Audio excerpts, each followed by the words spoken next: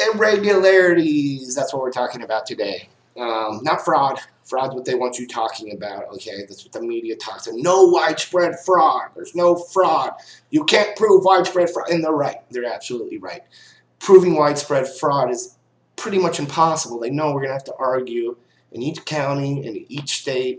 And that's the only way you're going to be able to stop the results from being certified is by arguing it individually. So that's not the main path. It is a piece of the path. We will potentially need those for some certain states to go ahead and stop those from actually certifying by the deadline, okay? But what we're going to do is we're going to talk about specifically a major irregularity that will lend hope and even confidence to people who are supporting Trump. You may be wondering, maybe Biden's really winning. And that's what they do want you to think. They want you to think every day it gets closer and closer to Biden. Maybe Trump really didn't win the night of. Maybe that's not what actually happened. So we're going to look at something that's a good piece of evidence that will give you an idea of which way things have gone in the past and how things should be going now. And those are bellwethers. So you have bellwether states and bellwether counties. We're going to talk about bellwether counties today. You have states like Ohio and Florida that voted for Trump, but then Trump supposedly didn't win. And those are the states that are bellwether states. I believe Missouri is one as well. But we're not going to focus on those. We're going to focus on those counties, right? And what bellwethers are is when a bellwether votes a certain direction, like let's say a bellwether voted for Biden, generally that means that Biden's going to win nationally, okay? So several counties in America are considered bellwethers, the ones that nearly always vote for the eventual winner of the presidential race. And by nearly always, we mean it's remarkable how accurate they are throughout history, or up until now. Or maybe not. Maybe they are still accurate. But what the media is saying is the bellwether streak is over.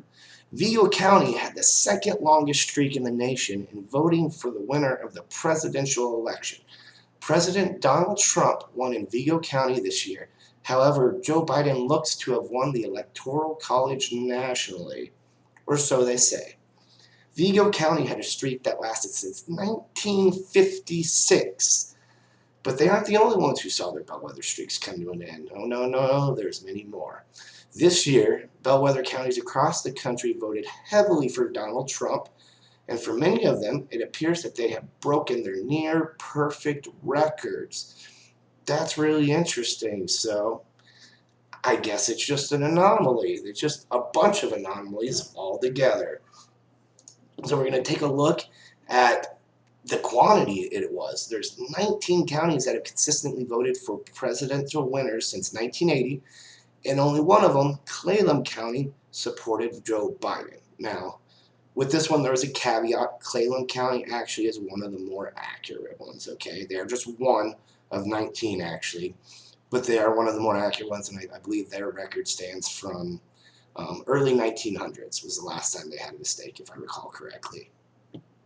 So what you got to be careful about, though, if you're going to research this for yourself and read these articles, you got to be careful which counties they use as bellwether counties, okay?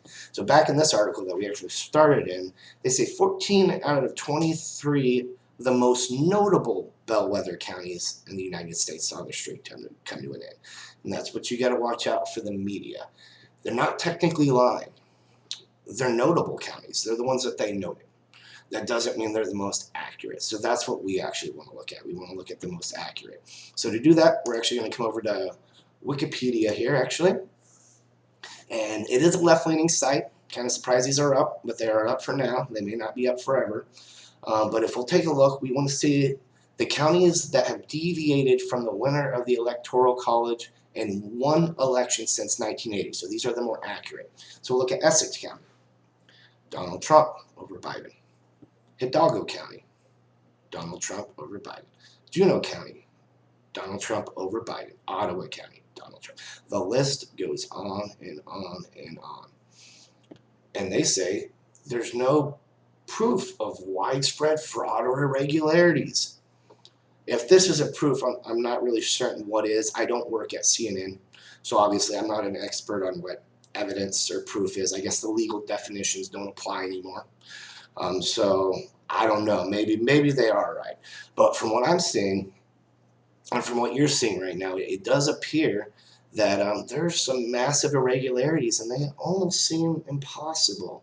So what I was saying before, we don't want to. This is a big deal. This should give you hope that you're supporting the right person. If you're supporting Trump and you want him to get to the bottom of this, whether he wins or loses, we want to get to the bottom of this. We want to find out why things like this happen. Maybe they really did happen. Okay, maybe. Not likely, but that's what we need to find out. If we're going to have peace, that's what we need to eventually find out. Now be careful, this is not the path that we want to go down for the victory. There's actually another path that we're going to be looking at. It's more in relation to the Constitution and equal protections under the law, similar to Bush versus Gore. I will cover that later in more specificity. But for right now, you just need to keep in mind that there are definitely issues. There is widespread irregularity.